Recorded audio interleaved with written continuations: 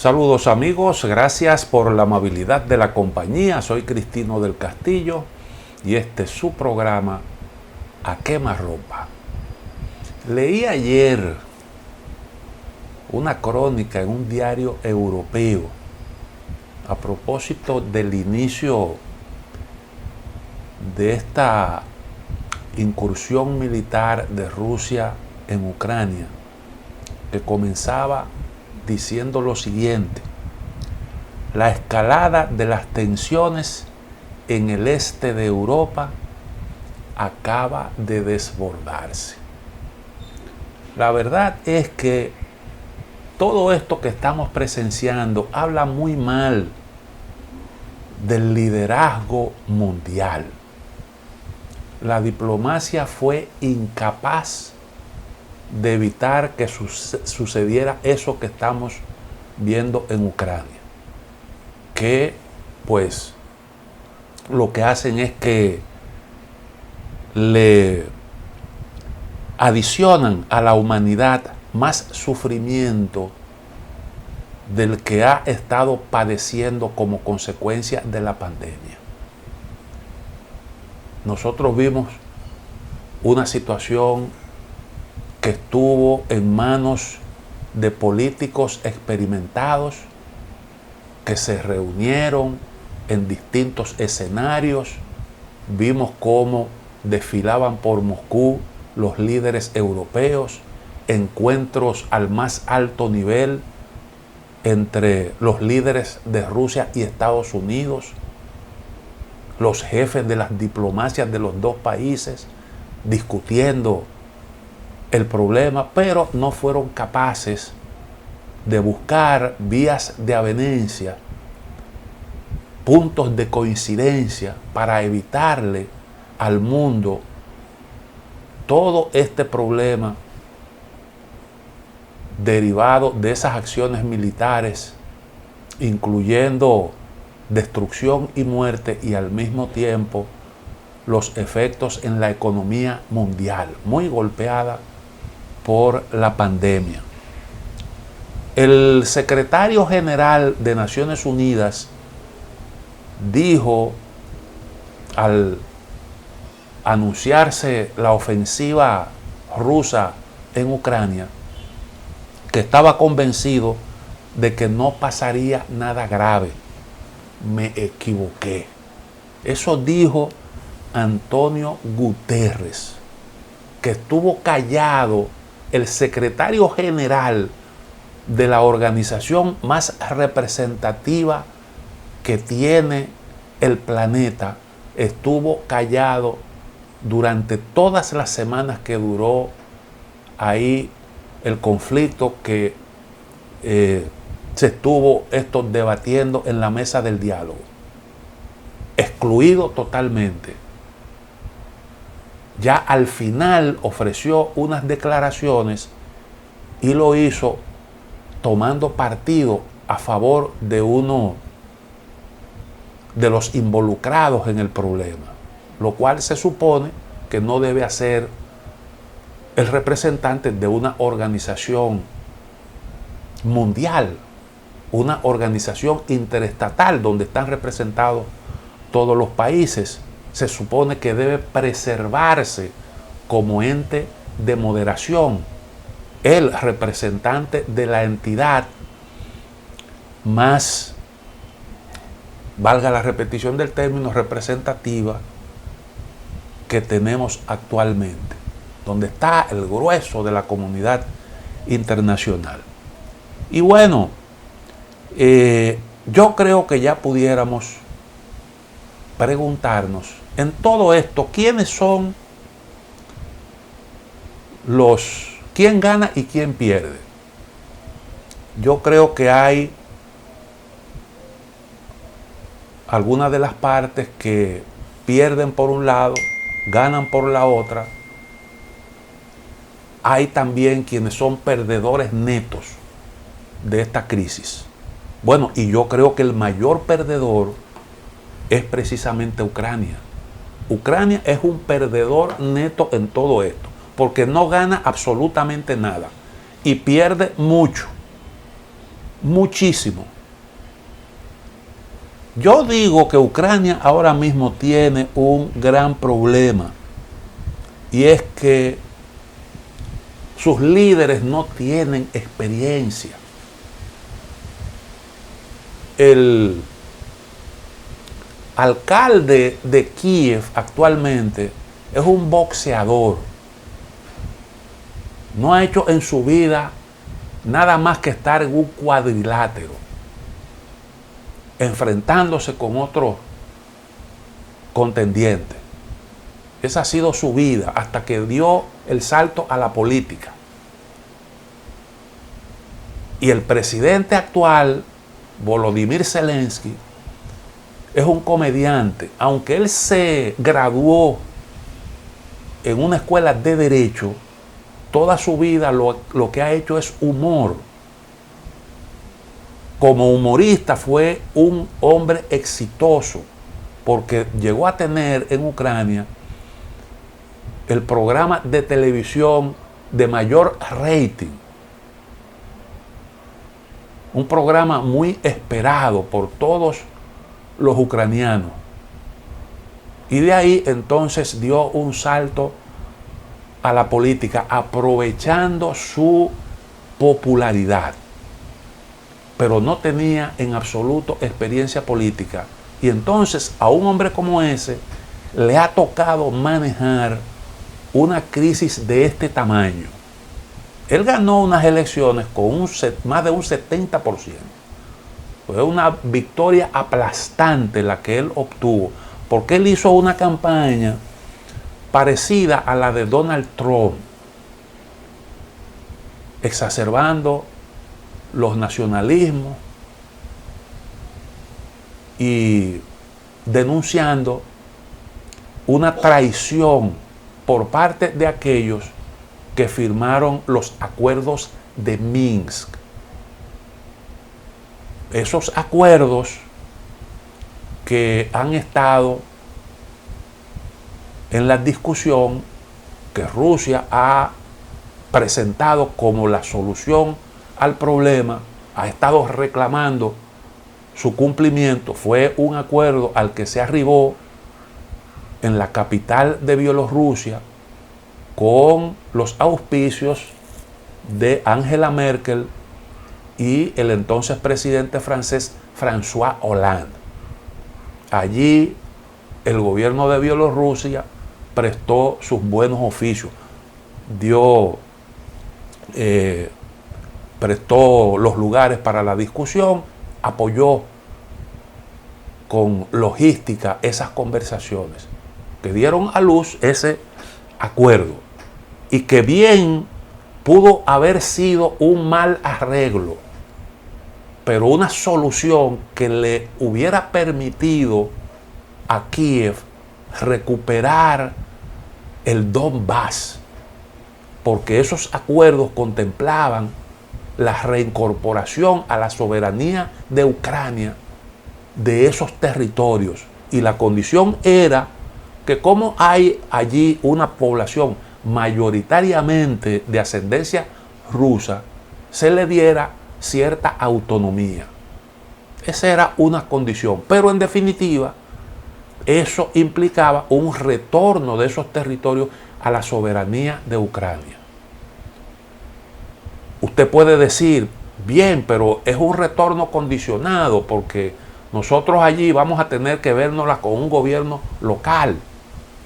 Bueno, pero eso es la realidad que existe con las regiones autónomas en España y lo que vemos en otros países. El caso, por ejemplo, de Gran Bretaña con Escocia y los que forman parte del Reino Unido. Estados Unidos es un estado, es una federación. Pero bueno, ese pudo haber sido un arreglo, quizás no lo deseado por Ucrania, pero un arreglo que era mejor que este pleito que estamos viendo actualmente, que no puede ganar Ucrania salvo que ocurra un milagro desde el cielo.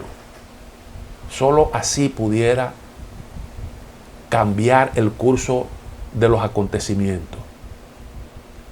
Entonces,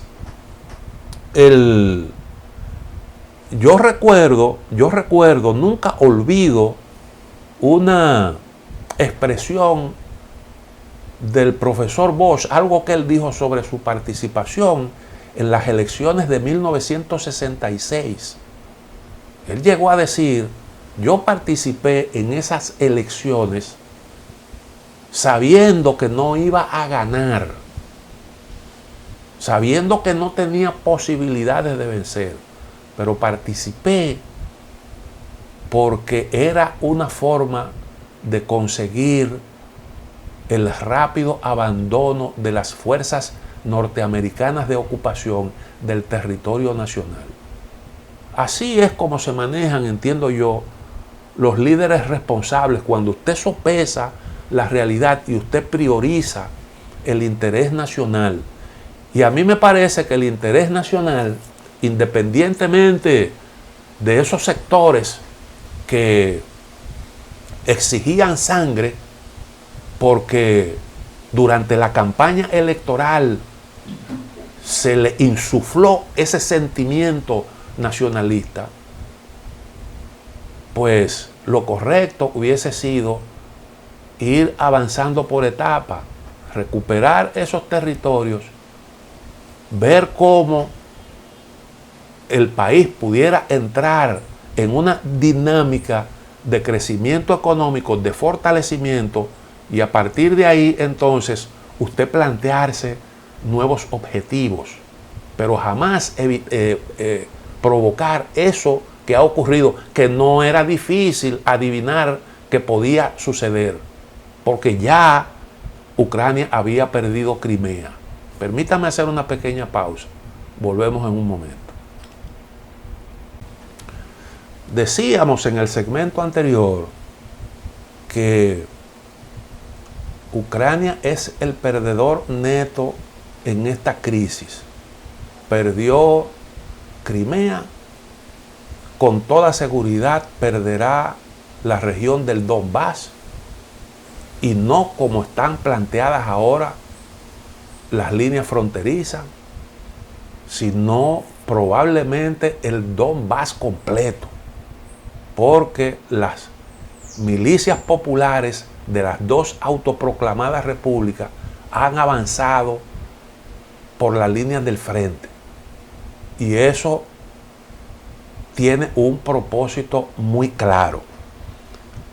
Quedará sin capacidad militar, porque la operación que se está llevando allí, más adelante vamos a hablar un poquito sobre eso, implica justamente unos golpes quirúrgicos para dejar sin capacidad militar ese país. Y eso es uno de los propósitos declarados de la operación que está llevando a cabo Rusia en esos territorios. La economía quedará gravemente afectada y estará por verse hasta dónde realmente Occidente estaría en disposición de darle el respaldo a Ucrania económico para mantenerla a flote. Hay otras experiencias por ahí de países que han sido dejados al garete, y habrá que ver hasta dónde realmente Occidente se siente comprometido con los destinos de Ucrania. Miren lo que está pasando actualmente en Afganistán. No es la misma situación, pero en definitiva, habrá que ver, una vez las grandes potencias entiendan que no fue posible alcanzar los objetivos estratégicos, hasta dónde seguir haciendo esfuerzo mancomunado con ese país. Es entonces un gran perdedor en todo esto. Rusia, el caso de Rusia, ¿cómo queda Rusia? ¿En qué gana y qué pierde? ¿Qué puede ganar, qué puede perder? Yo creo que evidentemente pierde reputación, gravemente se ha visto su reputación afectada. El mundo entero prácticamente ha condenado esa guerra. Es muy difícil usted aparecer hoy apoyando una guerra, con todo lo que eso implica. Y yo creo que Occidente ha logrado presentar a Rusia como la parte mala en todo esto. Ha logrado labrarle esa imagen. Occidente se ha unificado en contra de Rusia y por todas partes se escuchan condenas a esa acción. Pocos se han atrevido a justificar la guerra como recurso para limar diferencias. Las sanciones afectarán la economía rusa, indiscutiblemente, que, bueno, pues a partir de ahora entra en una etapa de desgaste. Siempre se dice, el que ataca pierde fuerza. Ese es un viejo proverbio, el que ataca pierde fuerza. Para atacar hay que hacer un esfuerzo. Y si las ganancias no tienen un efecto reparador, entonces hay problema. Y en Ucrania lo que hay son objetivos geoestratégicos de por medio. Entonces las sanciones todavía está por verse cuán profundas van a ser, cuán lesivas. Creemos que Rusia se fue preparando para un escenario como ese. Ellos estaban advertidos, sabían lo que venía. Por tanto, reforzaron su reserva, atesoraron recursos, tienen una de las mayores reservas del mundo, más de 630.000 millones de dólares. Han ido eliminando las dependencias del dólar y creando prácticamente su propio sistema financiero, según dicen los especialistas, previendo lo que iba a ocurrir. Han bajado el gasto a nivel interno, sacrificando crecimiento, pero con el objetivo de hacerse más independientes, de depender menos de Occidente. Y entonces habrá que ver hasta dónde podrá resistir. Lo que sí está claro es que aunque entra en una etapa de desgaste, ese desgaste no va a arrodillar a Rusia, al menos en el corto plazo. No va a arrodillar a Rusia.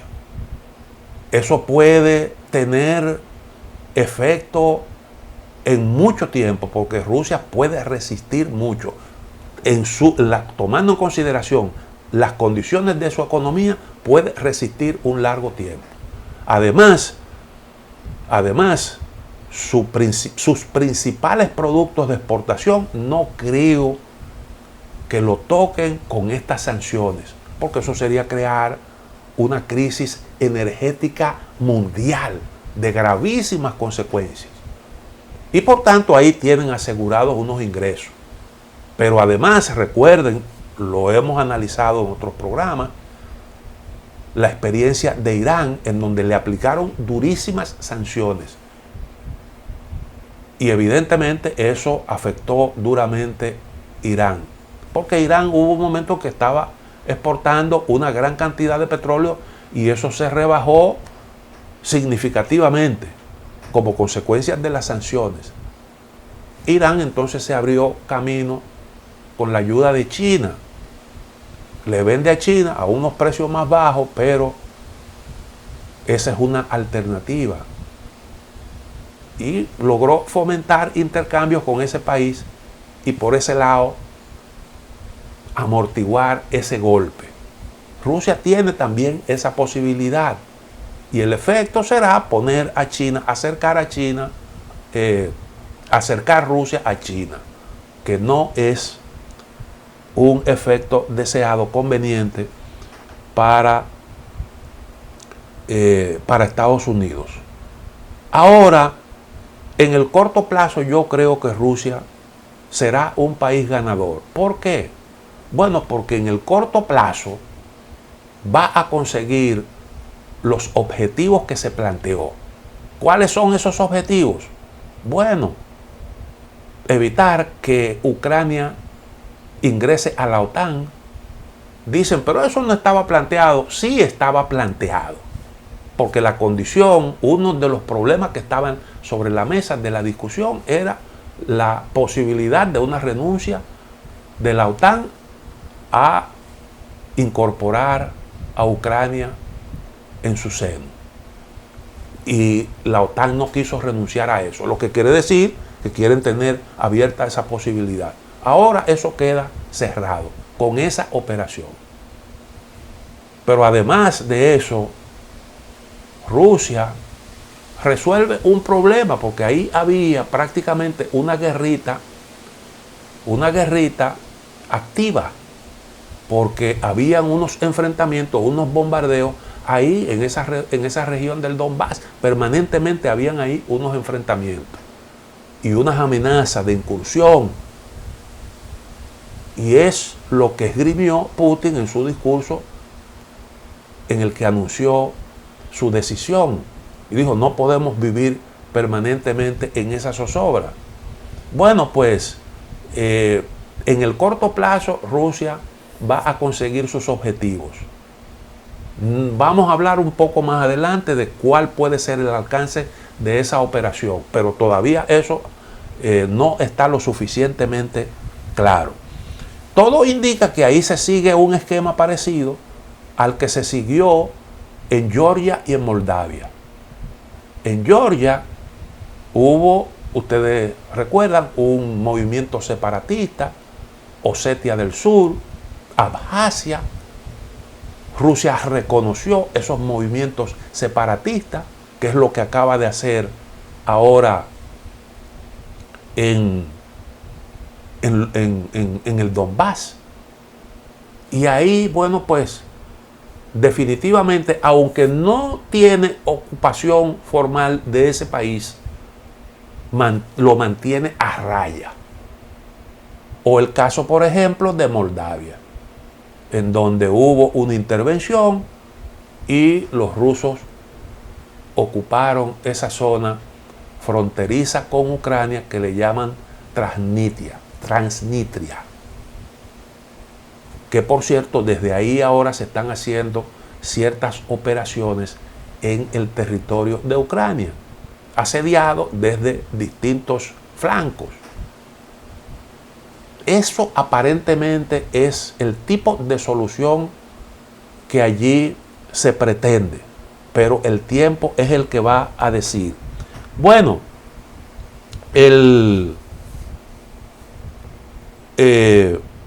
yo creo que desde ese punto de vista se puede decir que Rusia es un ganador y la OTAN queda liderada por Estados Unidos como una asociación incapaz de contener a Rusia en ese propósito. Y por tanto, desde ese ángulo es un fracaso. Es un fracaso. Vamos a la otra pausa. Volvemos en breve para continuar aquí mismo donde nos quedamos. Déjenme decirle que cuando digo que aparentemente el esquema será el de Georgia y Moldavia, porque según lo que declaró Putin, lo que dijo en su discurso, Rusia no pretende quedarse con el territorio de nadie, pero sí habló de un respaldo a las autoproclamadas repúblicas de Lugansk y Donetsk, lo que quiere decir que pues definitivamente esos territorios van a quedar cercenados de la República de Ucrania. Y eso no es lo que algunos están vaticinando, otro Afganistán para Rusia, porque la idea no es esa. La idea no es esa. La idea es asumir efectivamente el control de esa zona y probablemente de algunos puntos adicionales, de algunas zonas adicionales estratégicas, probablemente la parte sur, ahí donde está el puerto Odesa y su puerto estratégico, y quién sabe si privar a Ucrania de una salida al mar. Pudiera ser, eso habría que verlo, pero ahí en esa zona hay movimientos militares. Entonces, ese es un propósito que las sanciones no van a evitar.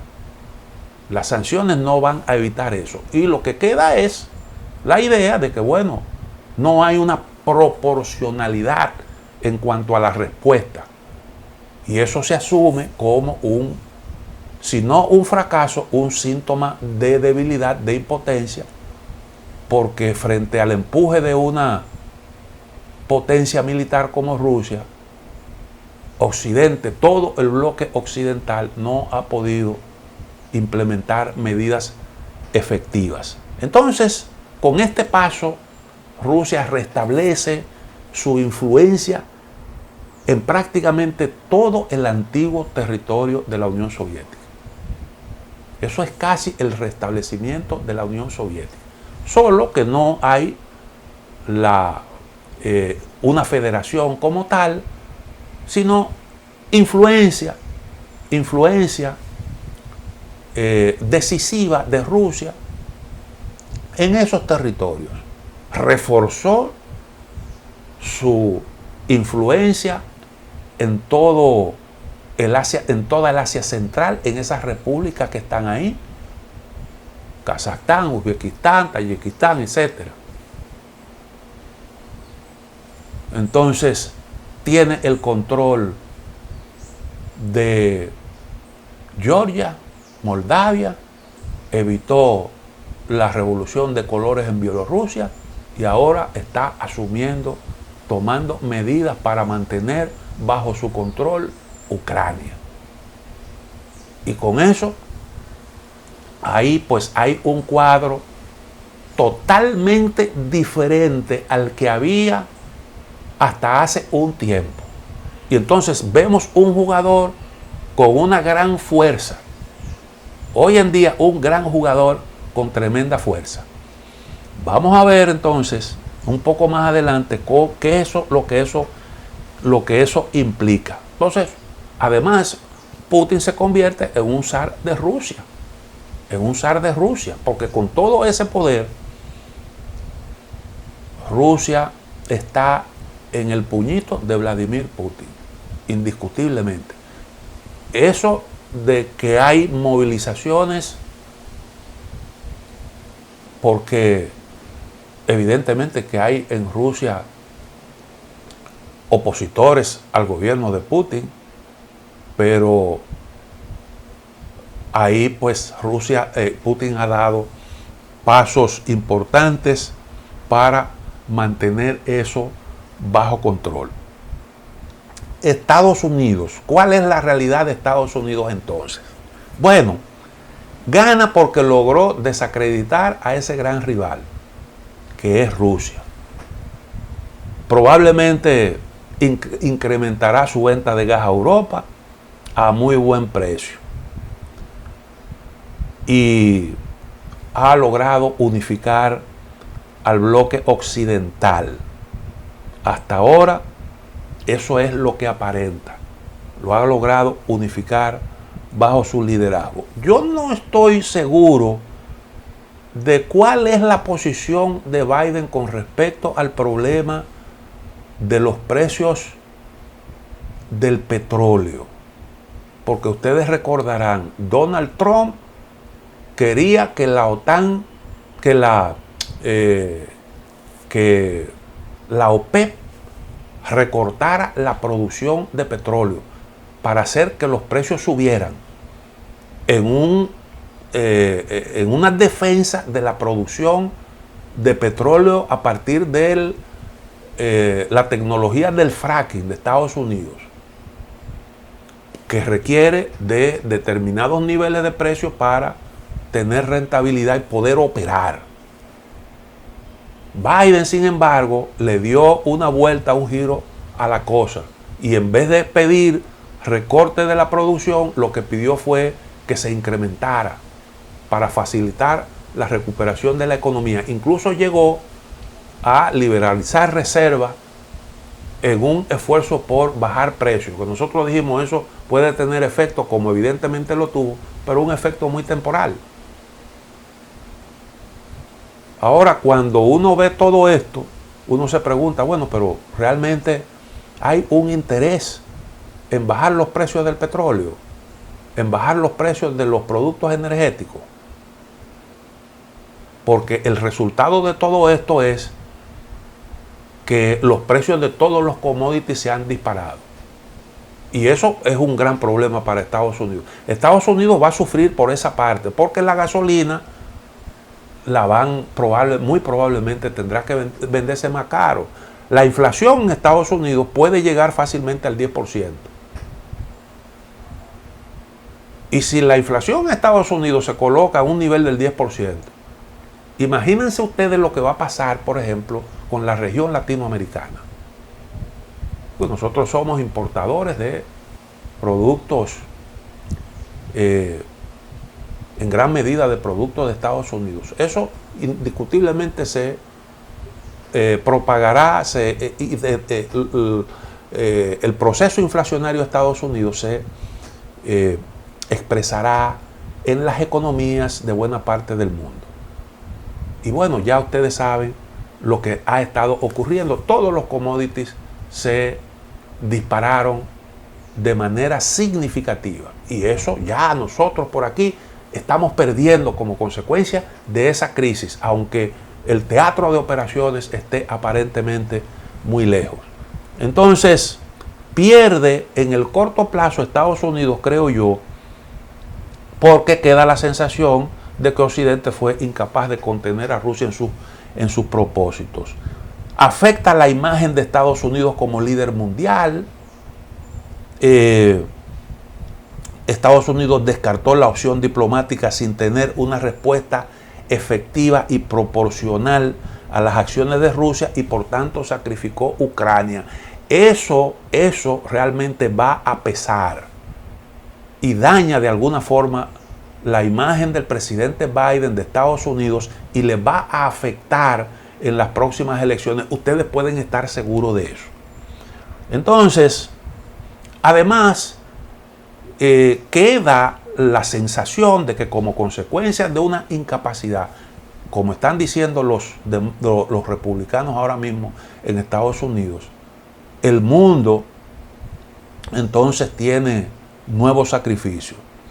Y bueno, pues ahora ustedes verán que probablemente a América Latina le van a exigir que además de la contención de China, también le impongan restricciones a Rusia.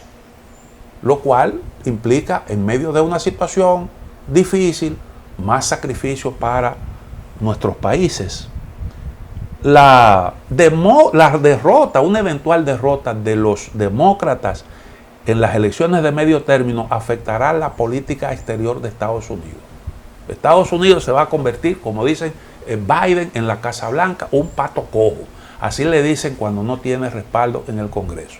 Y naturalmente vendrá cierta incertidumbre, porque ¿cuál será entonces la línea de Estados Unidos en materia de política exterior?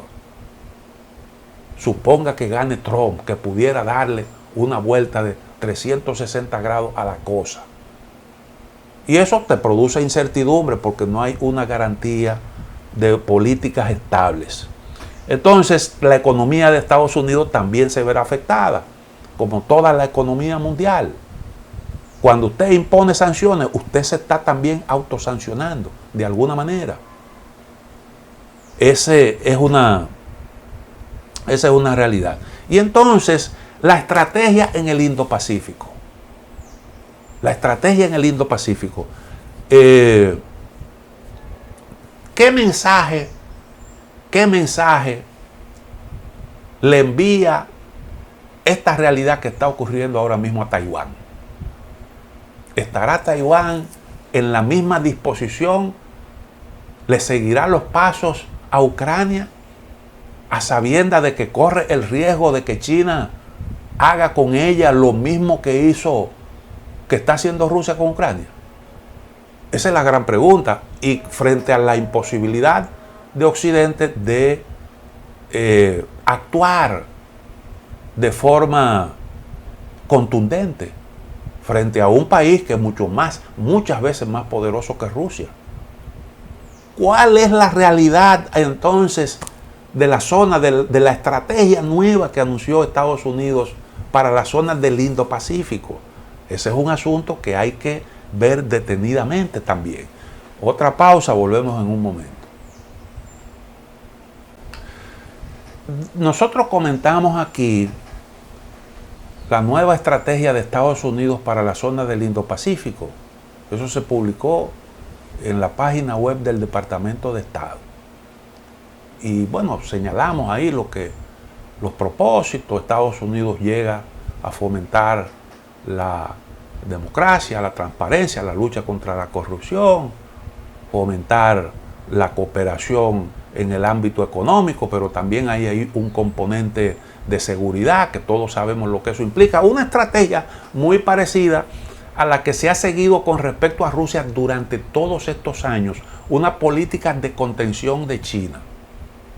Pero ahora resulta que por primera vez en la historia, Estados Unidos tiene que vérsela con amenazas, no ya en una zona geográfica determinada, no ya en Eurasia, que fue donde siempre centró su atención, porque ahí estaba ese estado que es Rusia, un mega estado, sino también tiene compromiso con otra zona donde está el enemigo más fuerte, que es China.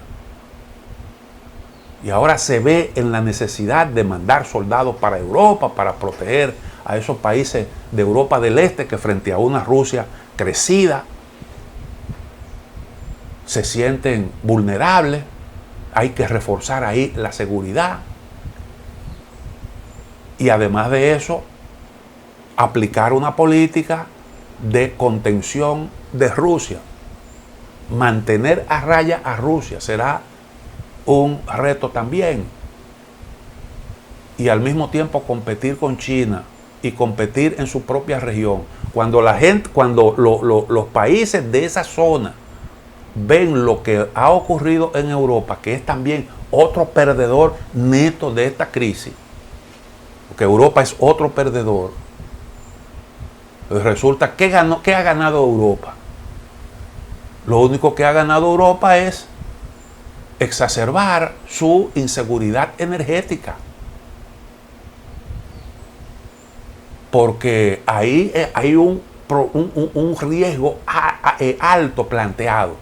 Y todas esas sanciones que se anuncian, que serán las mamacitas de todas las sanciones, son también sanciones para ellos mismos. Sanciones para ellos mismos. Miren el caso de Alemania con el gasoducto aquel. Eso es un sacrificio. Son sacrificios que están haciendo economías en dificultades, que están enfrentando ahora mismo altos niveles de inflación. Ya de entrada están pagando el precio del gas más alto y lo van a pagar al país que están sancionando.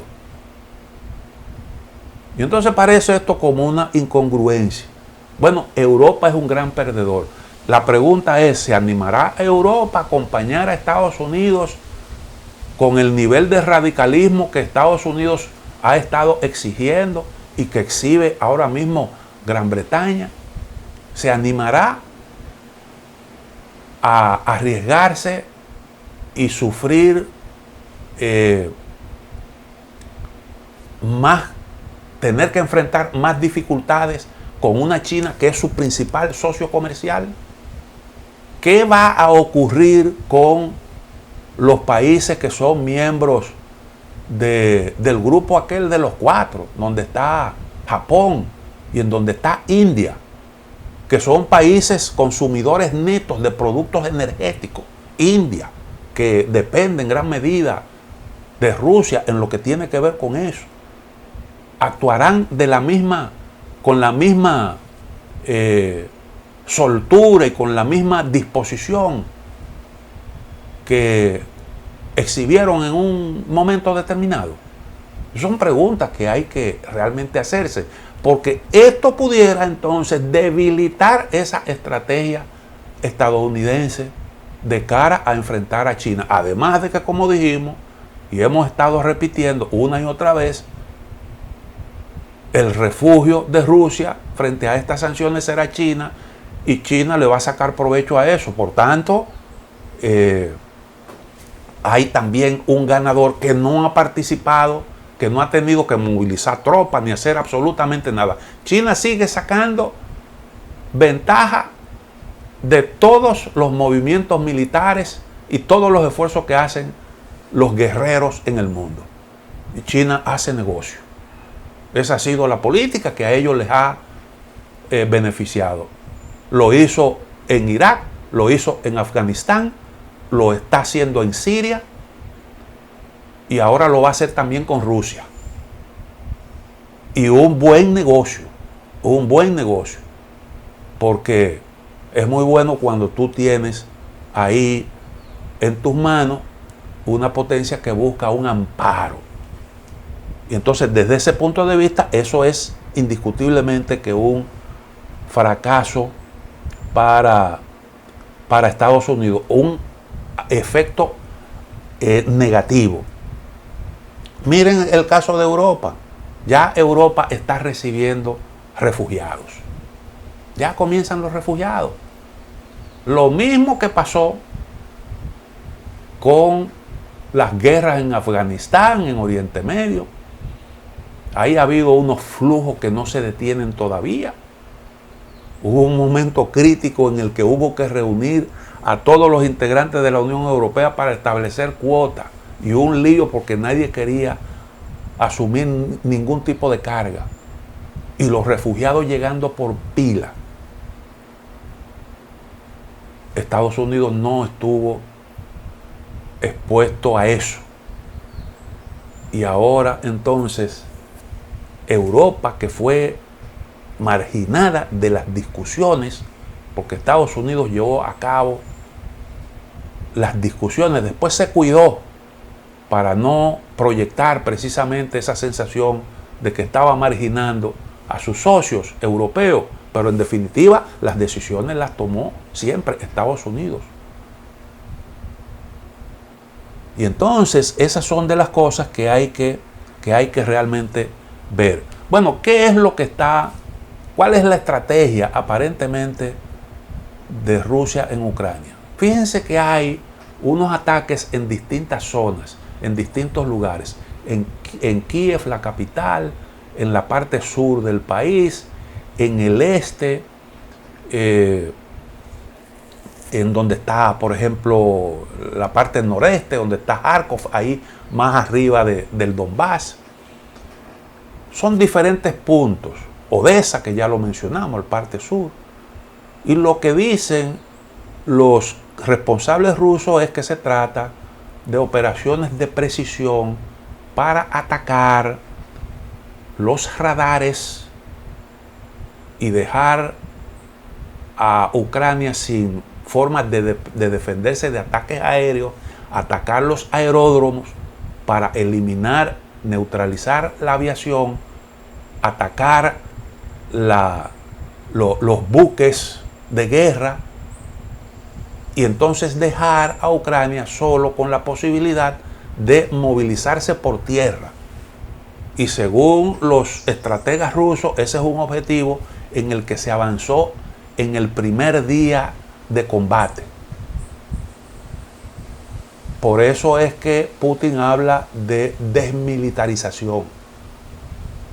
Y todo apunta precisamente a neutralizar la capacidad militar de Ucrania. Y entonces eso facilita establecer una línea fronteriza cómoda para la región del Donbass, que pueda entonces servir de contención en el tiempo. 2 repúblicas independientes ahí, con cerca de la tercera parte del territorio de Ucrania, sin la necesidad de ocupar Ucrania completa, sino reforzando la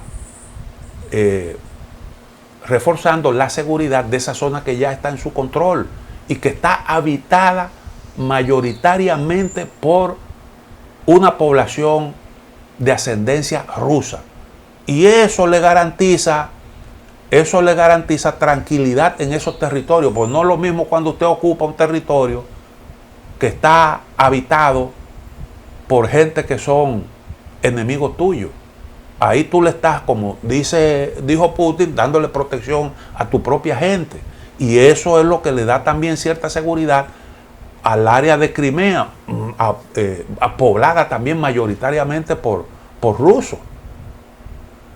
Y entonces esa es una situación que coloca a Ucrania en una posición delicada.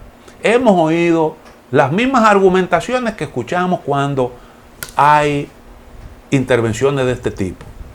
Proteger vidas, eso aquí nosotros no lo sabemos porque nos invadieron utilizando esa consigna. Desmilitarizar, recuerden que a Irak lo invadieron para destruir armas repito, valga la repetición del término, de destrucción masiva. Desnazificar, lo que quiere decir enfrentar los extremismos, combatir los dictadores, los tiranos, eso también nos es familiar porque se esgrimió cuando se atacó Irak, porque Saddam Hussein era un asesino, y también en Siria porque Assad era un loco criminal. Y en el caso de Gaddafi, ni se diga.